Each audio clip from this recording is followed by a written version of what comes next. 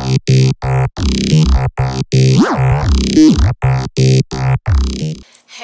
guys, it's Kamilla Lanae, and I thank you so much for clicking this video.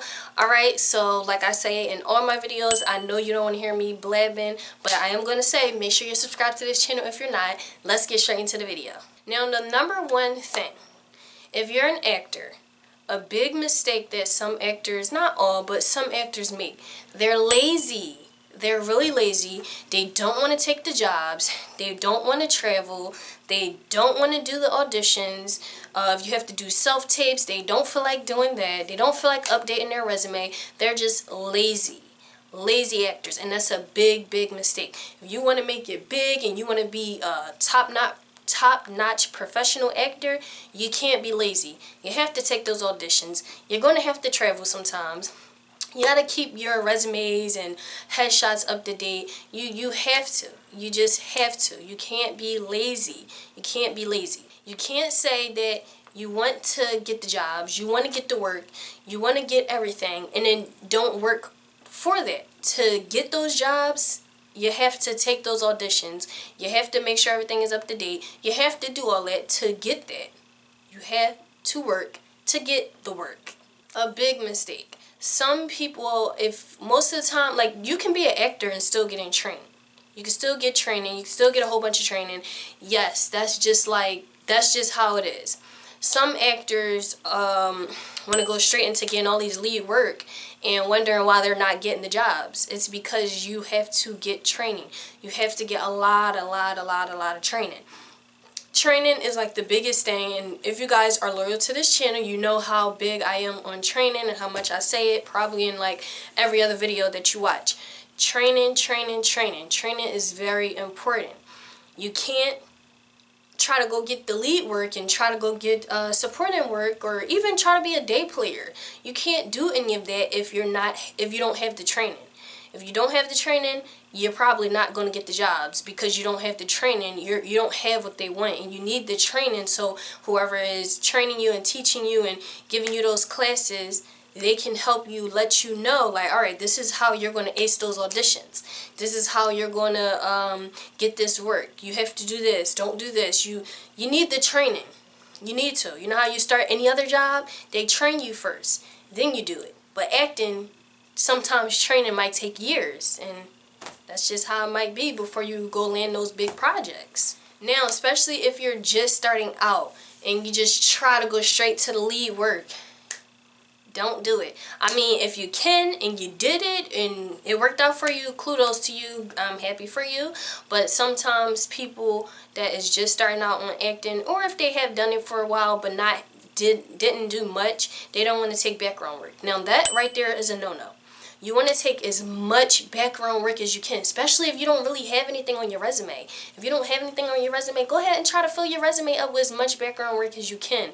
Let them see that you have a lot of work, you have a lot of experience being on set, and then go do that lead work. And I'm not saying don't go straight to lead work, because you can, but it might not work out for you. That's just, I'm not saying you can't, it just might not work out right. But don't turn down that background work. Background work is experience on set. That's a really, really good thing. So do not turn down that background work. A lot of people turn it down and it's not good. Some people turn it down because they're like, oh, I don't want to do background work. That's it. I don't got time for that. I don't want to do that. But background work is really good on your resume. And then casting companies, or say if you want to sign with a talent agency or whatever, they say, okay, they work with this company. They work with these big companies. They have experience on set. Even if it's not a big part, it's just as an extra, still. Or if you go find some day player jobs, that you can do that too. But it's okay to have background work, to get background work. It's okay. It's not bad. It's not a bad thing. Especially if you had got a role or something as a day player and you're like, oh, I'm moving up, I don't want to go backwards in life. It's not going backwards in life. You can, I see some big time movies as like little extras in a movie sometimes. Why not? It's still acting. You're still getting paid for it. You're still on a big screen, right? Now, this is a big one. You go to, say this is for an audition or on set or whatever. But you go to, I'm going to just say an audition for, no, I'm going to say on set. You go, you have time that you have to be there. Say the time is at 10 o'clock in the morning. You have to be there at 10 o'clock in the morning, and you get there at 10 o'clock. And you're like, shh, I'm on time, I'm good. No, you're not on time. You're late. And this is serious. If you are on time, you're early. If you're actually on the time that they told you to come, you're late. You can't be there at that time. You have to come at least 15 minutes early before they tell you. Because sometimes if they tell you that time, that's the time they want you to start. They might have paperwork, they might have things that you have to do, or wardrobe, whatever. They might have anything that you have to do ahead of time, and they want to start at 10. So try to get there about 15 minutes. Don't get there like a half an hour to an hour early, because then that's just annoying, and they might have other things that they're doing, and they're like, why did they come this early? But if you come about 15 minutes early, it's not too early, and it's not that time that they told you. So now they have a little playroom to do whatever they have to do, so they'll be able to start at 10 o'clock if they need to. And it's not bad to get there at 10 o'clock, but it's better to get there at 9:45. And if you know, I'm giving you tips on what you should do and what you shouldn't do also. But these are some mistakes that people make. Try to get there at least 15 minutes before the time that you're supposed to be there. If you're running late, please let them know as early as possible. It's bad if you call them and you got to be there at 10 o'clock and you're calling them at 10:05 like, hey, I'm sorry, I'm running late. Like, come on. That's very, very unprofessional. You should not be doing that. If you feel like you're going to be running late, try to call them at 8 o'clock, 9 o'clock ahead of time. But of course, if you're like stuck in traffic or something and you don't know until like almost the last minute, at least like 9:30, try to call them. But it still looks unprofessional, but do your best to call them as early as possible. But make sure you're there at least 15 minutes before the time that you're supposed to be there. Now, another thing, like if you're on set, you're an actor, an actress, whatever. You're trying to do the director's job or the producer's job, or I don't know, you're trying to do other people's job and you're not doing just what your job is, and your job is acting.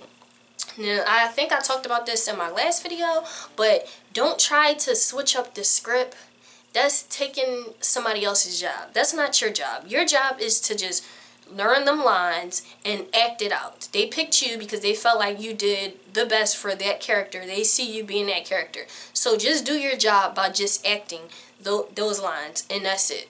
Don't go changing the stuff. Don't go telling the director how they should do this. Don't go trying to be the camera person.